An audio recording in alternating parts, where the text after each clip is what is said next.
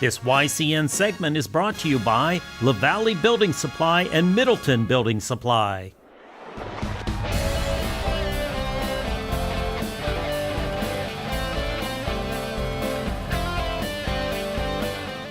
Welcome in, YCN Sports Talk. Jeremy Stout, Andrew Zerhide, and we are finally here.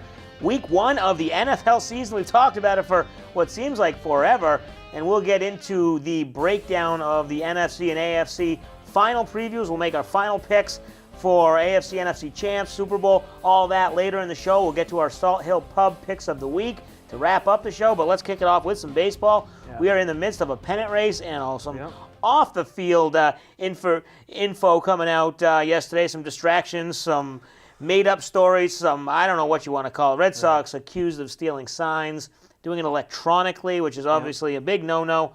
Are you buying any of this whole thing, or is it kind of a big to-do about nothing?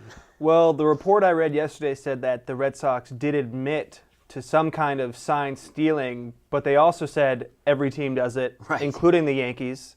So I don't know if it's just a kind of a case of just the Red Sox-Yankee rivalry, and this is really the closest kind of race we've had between these two teams in the AL East in a number of years. So I don't know if it's just some drama, but the Red Sox really feel, I mean, I think they admitted that they did it, but I don't know if they admitted to the extent of which with the watches and all the electronic devices. But like I said, I mean, there is no direct rule about sign stealing in the major leagues. You just can't use an Apple Watch or electronics in devices. Any way. And the whole thing, how they said it was, the guy was watching TV back in the clubhouse, relaying it to the Apple Watch on the bench, the trainer who would relay it to Pedroia, who would make the signals to the runner, who'd get it to the batter. So it was kind of a not convoluted whole system, but I mean, I don't know how much it helped them, and obviously they haven't had a lot of luck against the Yankees as recently. Maybe back in July when they won 3 out of 4 against the Yankees, maybe they did. I don't know.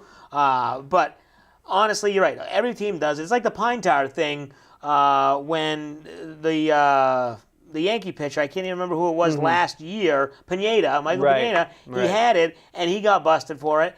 And every team did it, but he was blatant, and it was obvious that it was kind of hard not to call it. And so if the Red Sox are that obvious and you can be caught, then I guess it's kind of stupid. Yeah, I mean, it is kind of stupid, and it's the same exact concept. You know, every pitcher uses some kind of foreign substance, but every team does it, and it's kind of accepted. I mean, sign stealing is somewhat accepted, but they did, I think, maybe if they use the Apple Watch, that's definitely breaking the rule, and they'll probably get some kind of fine.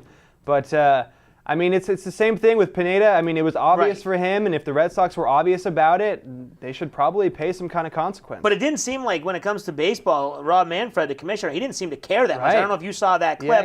And he was kind of lax about the whole thing, and he didn't really come down and say this is against the code or this is against integrity. He just kind of said, well, you know, it's not really good, and we don't want it to happen, and if it's electronic devices, it's illegal. But he didn't. You would think if they cared that much, they would come down and rule with an iron fist, but it doesn't seem like they're going to do that at all. Yeah, and Dave Dombrowski was talking about it too, and before the game yesterday, and he didn't really seem like he was in charge of a club that is accused of cheating. I mean, it didn't really seem like a big deal. And like you said with Manfred, I'm sure he's thinking it's just the rivalry. You know, both teams probably did this in some way. I don't really know how we can, I guess slap both of them on the wrist. But I mean, it's kind of an unfortunate thing, and I think a lot of people love to run with this whole Boston teams love to cheat. There we go. And you know, I hope this story isn't getting blown up just because of that, because well, people, they're jealous of the success. They are, and it is true, because of course then people are bringing the Patriots into it and everything, and